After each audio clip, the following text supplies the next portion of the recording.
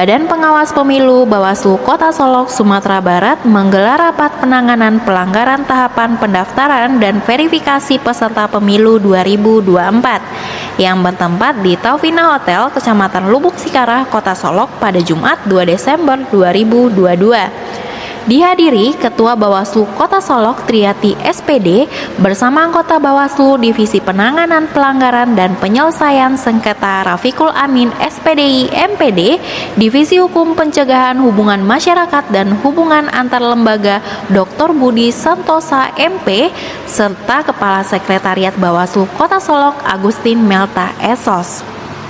Kegiatan ini diikuti oleh seluruh anggota panitia, pengawas, kecamatan, serta jajaran staf Bawaslu setempat. Sebagai pemateri, Bawaslu Kota Solok menghadirkan narasumber dari Komite Independen Pemantau Pemilu KIPP Samaratul Fuad, mantan Ketua Bawaslu Provinsi Sumatera Barat periode 2017-2022 Surya Evitrimen SPT MH, serta dari akademisi dosen hukum tata negara Khairul Anwar MH. Jajaran Bawaslu di dalam melakukan klarifikasi itu untuk menemukan beberapa hal. Kalau di dalam urusannya pidana, hanya melakukan klarifikasi untuk menemukan apakah yang dilaporkan atau temuan itu adalah perbuatan pidana atau tidak. Jadi bukan soal terbukti atau tidak terbukti, bukan soal pada sisi. Yang kedua, klarifikasi yang dilakukan oleh jajaran Bawaslu mau Bawaslu Kota Solok atau panwasamnya itu untuk menemukan apakah memang yang dilaporkan itu perbuatannya memang ada, terus dia memang terbukti atau tidak. Kemudian setelah itu akan menjadi bahan pertimbangan hukum bagi jajaran Bawaslu Kota Solo atau Panwasam, apakah perbuatan itu memang ada dan terus apakah memang terjadi pelanggaran, dan kemudian lahirlah pendapat hukum. Yang lain pendapat hukum itulah Bawaslu Kota Solo atau seluruh jajarannya memutuskan bahwa memang ini terjadi pelanggaran dan ini sanksi yang akan diberikan. Apakah dalam bentuk putusan dan rekomendasi perbuatan-perbuatan tertentu, kemudian instansi yang terkaitnya itu apa, bisa jadi itu KPU, atau kalau jajaran teman-teman ASN umpamanya mungkin ke Komisi ASN. Saya kira itu poinnya yang besar. Yang kedua, poin pentingnya itu adalah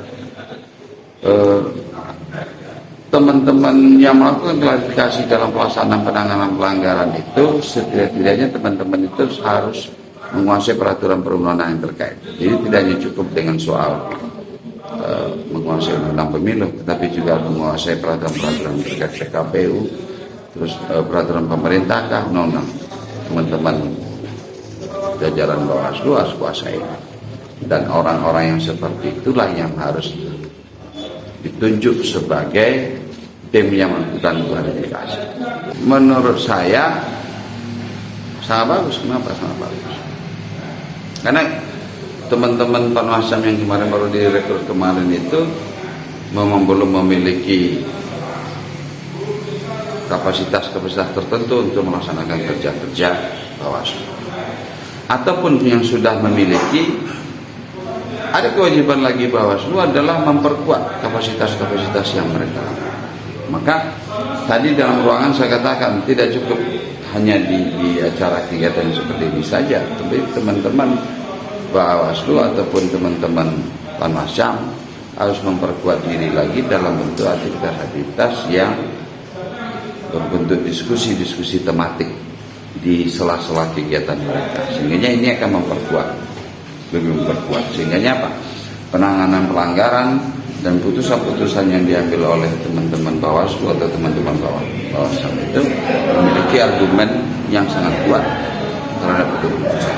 Apakah ini memang terbukti melanggar atau tidak terbukti melanggar, argumen-argumennya yang diputuskan oleh Bawaslu atau oleh Panwasam sesuai dengan kewenangannya itu memang memiliki argumen yang tidak terbantahkan oleh pihak-pihak lain, sehingga ruang untuk mempermasalahkan putusan-putusan itu tidak tersedia lagi.